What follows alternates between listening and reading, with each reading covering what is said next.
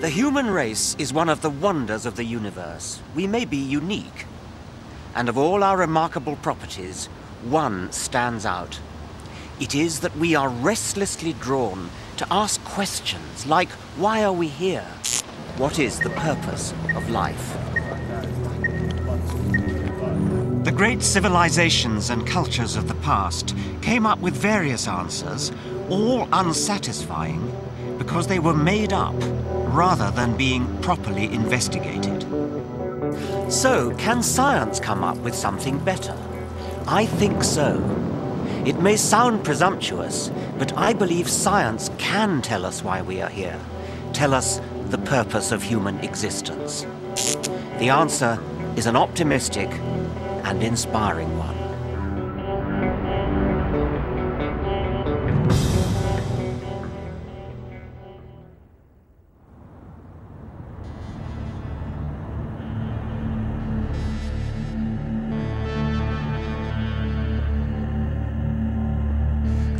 For most of the 500,000 years of human existence, we have been unable to answer the question of why we are here. It was only 150 years ago that science first tried to find an answer. In 1859, Charles Darwin published a book that changed the world. When Darwin first got up the courage to publish The Origin of Species, it shook the spiritual foundations of his age. Victorians had to come to terms with an entirely new set of unwelcome relations. We've got over it now. Most of us are happy to teach our children that we are descended from apes. We are apes. But I believe Darwin has another message for us, one that could be frightening if we let ourselves be intimidated. But it's exciting and uplifting if we have the courage to face it. Not only did Darwin provide the answer to the question how we came to exist, I believe his theory provides the only answer we're ever likely to get to the ultimate question, why we exist. What is the purpose of life? There are some 10 million species on Earth. The displays here at the Natural History Museum in Oxford represent only a tiny fraction of them.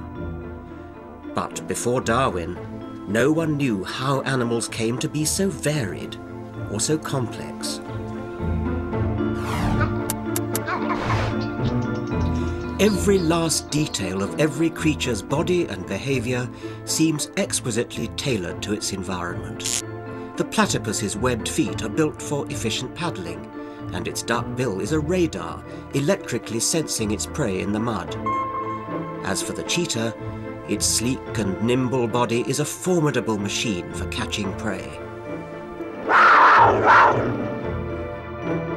For centuries, people tried to understand why animals were so perfectly equipped for their tasks.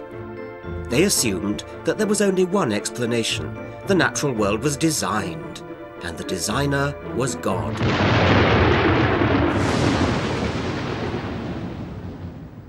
The Reverend William Paley, writing half a century before Darwin, put the case with his famous watchmaker argument.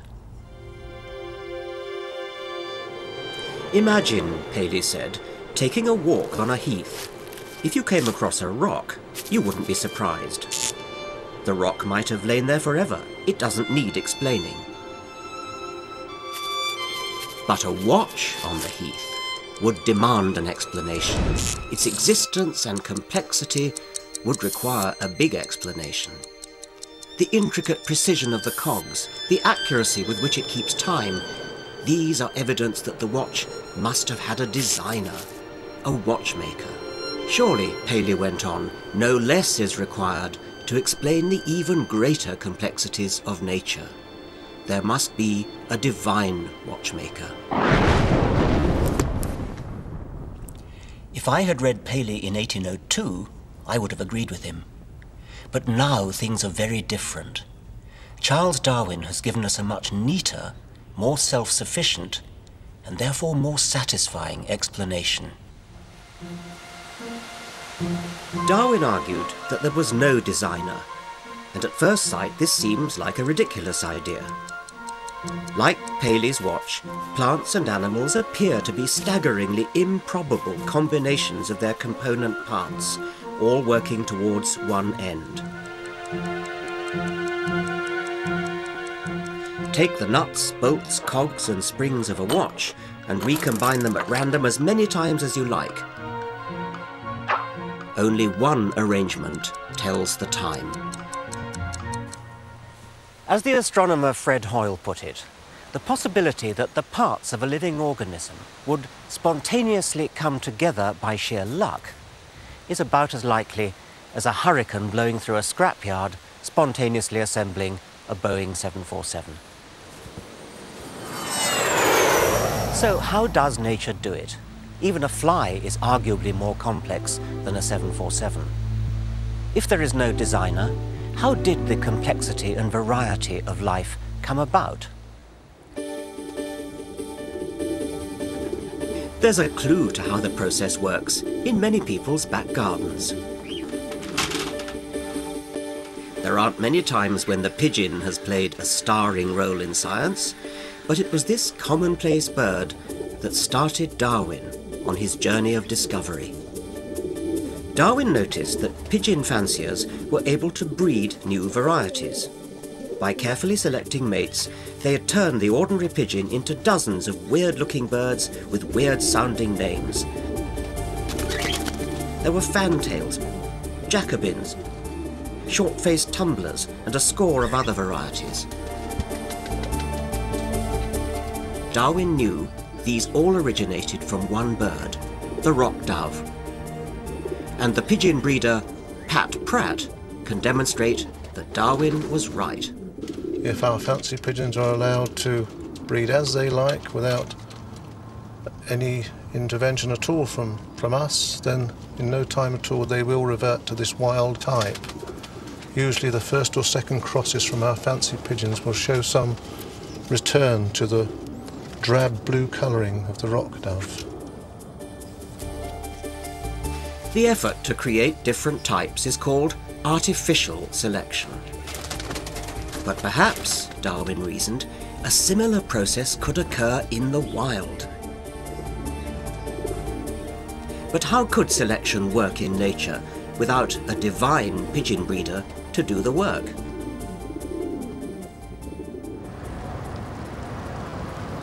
The work of natural selection is classically illustrated by the finches Darwin found on the Galapagos Islands. There are some 13 species, all with different beaks. Yet these varieties all evolved from one ancestral species, which arrived from the mainland with one type of beak. One now behaves like a woodpecker, using a cactus spine to hunt for grubs.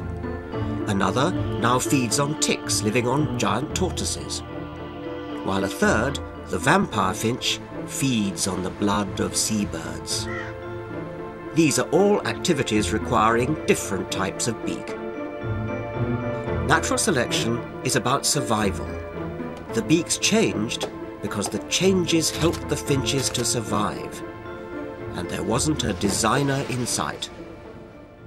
When Darwin first explained evolution by natural selection, many people either wouldn't or couldn't grasp it. I myself flatly refused to believe it when I first heard it as a child. For Darwin's theory to succeed, it had to explain both the wonderful variety of nature and its astonishing complexity. It does both with the utmost elegance.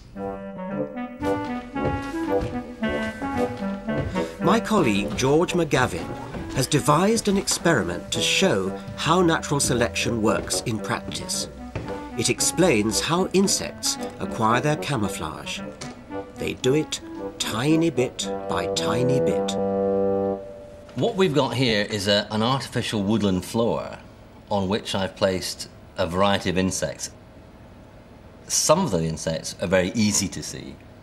Some of the insects are not so easy to see, and a few of them are extremely hard to see. Okay, what I want you to do is to pretend you're in a woodland, okay? and it's sort of darkish, okay? And you're hungry birds, okay? And you're hunting for insects to eat. So if you see anything which you might want to eat, you can say, I can see an insect. Right. Who can see an insect? Me! Right. How many can you see? 3. 3. 2? I can't see any. The children play the role of predators. They show that even a little camouflage gives an insect some advantage, so long as its predators don't get too close. I think I saw some. No. How about that one there?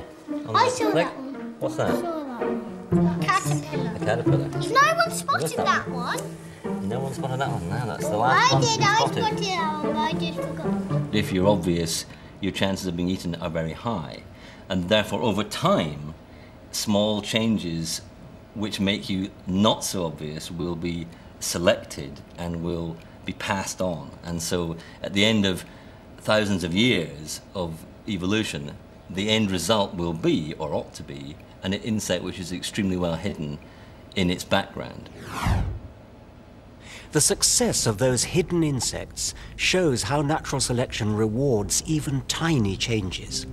The process of natural selection explains how simple structures over millions of years eventually evolved into complex, astonishing creatures like the dinosaurs. Or us. But natural selection is not some kind of awards ceremony where nature applauds interesting new genetic mutations. It's not nature's fashion show. It's a competition to the death.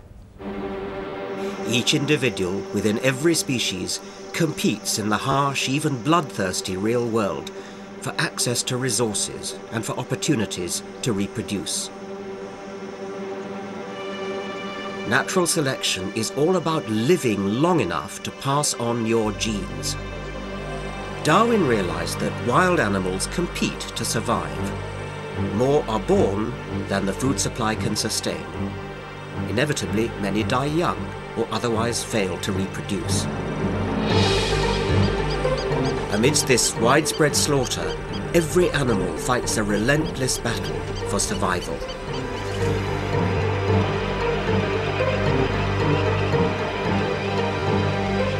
In the natural struggle for existence, some variants were better at surviving than others, and they passed their good qualities on to the future.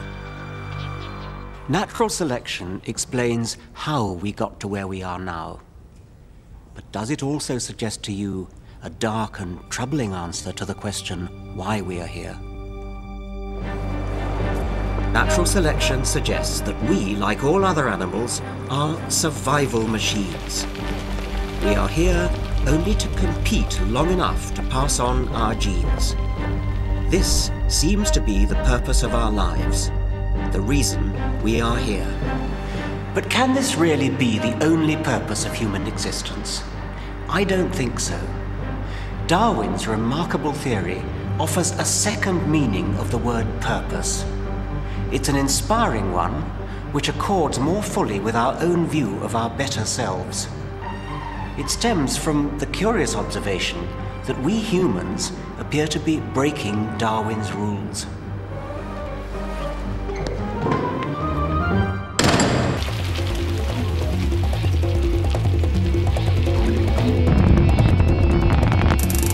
Human behavior in the 21st century seems to have nothing to do with the brutal world of natural selection.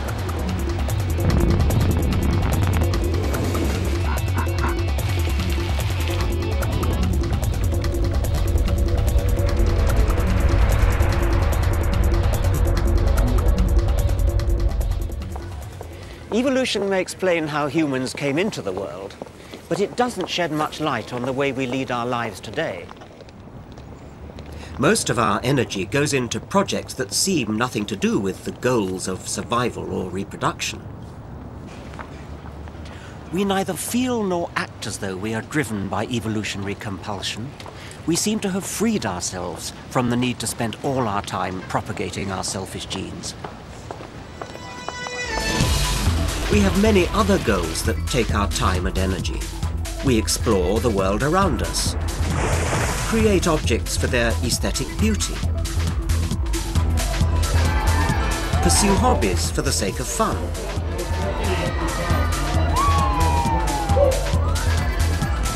And when we have sex, we defy our genes with contraception.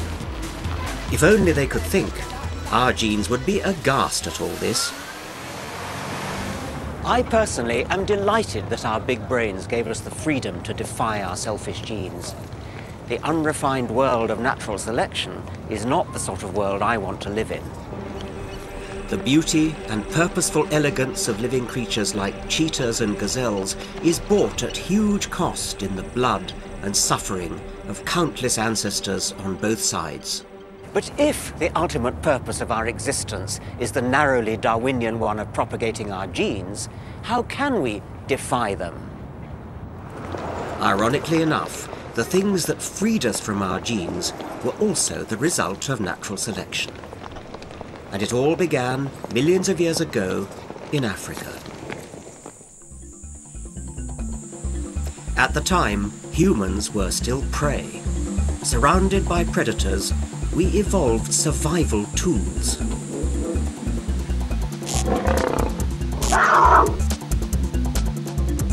And the most important of these was the brain. Natural selection drove the development of the human brain.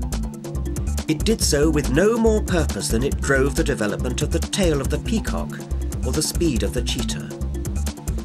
A genetic advantage was rewarded, and our brains got bigger. They didn't just get bigger, they became different. We evolved the ability to do something no other animal could do: set goals. Find a new waterhole, plan a hunt, set aside food for the winter. And we learnt to adapt and change our goals. What natural selection built into us in Africa was the capacity to seek, to strive, to set up short-term goals in the service of long-term goals. Eventually, the capacity for foresight. Bigger brains allowed individual ancestors to compete more effectively. And then, something unprecedented happened. A brain arose which was able to look around the world and ask, perhaps for the very first time, the question, why? Why are we here?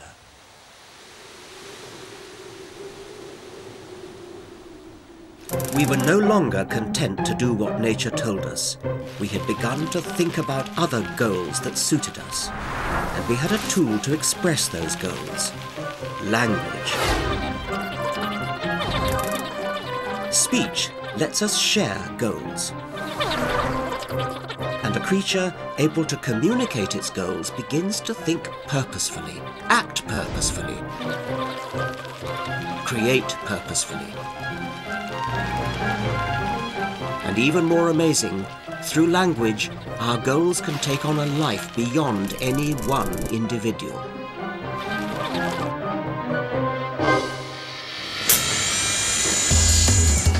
One inventor can produce the wheel.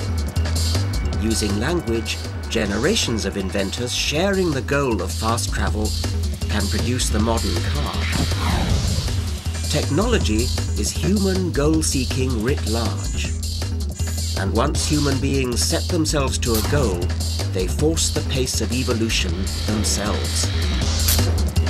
This is an entirely new kind of evolution, non-genetic evolution, advancing at a speed that may be 1 million times faster than the genetic evolution which it resembles. We see its products everywhere in the technology of the modern world. We have created a technological world that enables us to move far beyond the dictates of nature, and it allows us to do astonishing things.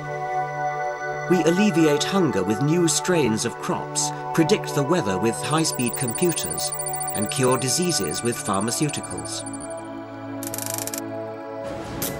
Through technology, we have filled the world with purposeful creations. But technology does something else. It breeds an odd habit of thought. An animal who invents will look at the world in a different way from any other animal. We see the world through purpose-colored spectacles. Because we create things for a purpose, in the past we assumed that there was purposeful design in nature too. There wasn't, as it happens. It took Darwin to realize this. He looked deep into the heart of nature and discovered a beautiful mechanism which blindly simulates the illusion of purpose. For the first time, an evolved creature had seen beneath nature's veil and worked out what nature was really up to. And it's this spirit of inquiry that drove Darwin that gives our life meaning and still drives us today. Powered by our technical capacity, our flexible behavior, and our rapid communication of new ideas, we have burst out beyond the confines of our atmosphere to explore new worlds. December 1972. And our minds have voyaged even further. We have looked across the deserted vacuum of space to distant galaxies, which means we have looked backwards in time to the very birth of the universe and of time itself. At the other extreme, we have looked deep into the atom at the strangeness of subatomic particles. And most amazing of all, we have dissected the living cell, finally unraveling the digital codes of the genes themselves. And still, we are not satisfied.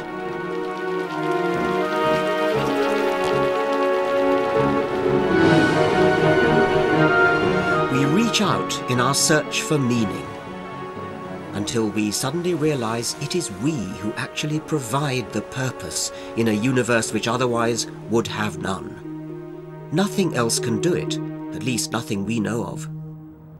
In a small, otherwise unimportant corner of the universe, a birth is celebrated. The birth of deliberate purpose, planning, design, foresight. For all we know, it may be an unprecedented event. We have no evidence that it's ever occurred anywhere else, and after we are gone, it may never happen again.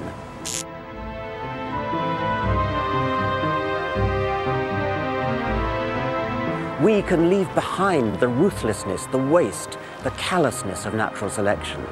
Our brains, our language, our technology make us capable of forward planning. We can set up new purposes of our own.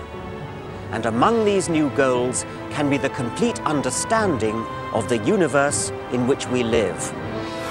A new kind of purpose is abroad in the universe. It resides in us.